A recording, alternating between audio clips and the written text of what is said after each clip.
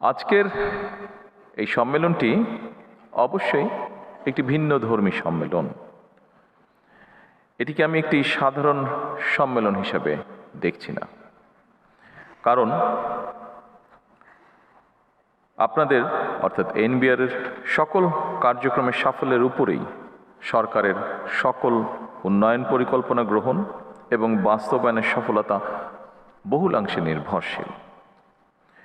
সেজন্যই আমি আশা করি আজকের এই সম্মেলন হবে আগামী দিনে আপনাদের আরও অধিক সাফল্যের পথ নির্দেশনার সম্মেলন। আমরা কী ধরনের ভঙ্গুর অর্থনীতির মধ্য দিয়ে রাষ্ট্র পরিচালনার দায়িত্ব গ্রহণ করেছি, এটি দেশের যে কোনো শ্রেণী পেশার মানুষের চেয়ে খুব সম্ভবত আপনারা সবচেয়ে বেশি অবগত আছেন। আপনাদের জানা আছে, দীর্ঘ 1.5 দশকেরও ফ্যাসিবাদ শাসন শোষণের অভিশাপ থেকে রাষ্ট্রের অন্য সকল প্রতিষ্ঠানের মতো জাতীয় রাজস্ববোর্ডও মুক্ত থাকতে পারেনি। এনবিআর এর নীতি নিয়ম উপেক্ষা করে ব্যক্তি কিংবা দলীয় স্বার্থে কাউকে পৃষ্ঠপোষকতা, কারো প্রতি বিরূপ মনোভাব কিংবা রাজস্ব আহরণে স্বেচ্ছাচারিতা এনবিআরকে প্রশ্নবিদ্ধ করেছিল।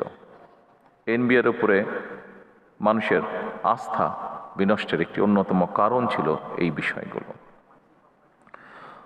উপস্থিত সুধীবৃন্দ, ফ্যাসিবাদ মুক্ত বাংলাদেশে এবার আমাদের ঘুরে দাঁড়ানোর পালা, অর্থাৎ বাংলাদেশের ঘুরে দাঁড়ানোর পালা। দেশের জনগণ বর্তমানে এনবিআরকে একটি নির্ভরযোগ্য এবং বিশ্বস্ত প্রতিষ্ঠান হিসাবে প্রত্যাশা করে। দেশের জনগণ, বিশেষ করে করদাতাগণ, এনবিআরকে তাদের আস্থাভাজন প্রতিষ্ঠান হিসাবে দেখতে চায়।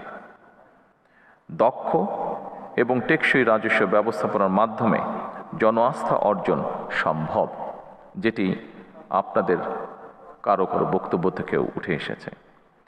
করদাতাদের সেই প্রত্যাশা পূরণের দায়িত্ব আপনাদেরকে অবশ্যই নিতে হবে। বর্তমান সরকার এনবিআর তথা রাজস্ব কাঠামোকে জনবান্ধব হিসাবে গড়ে তুলতে চায়।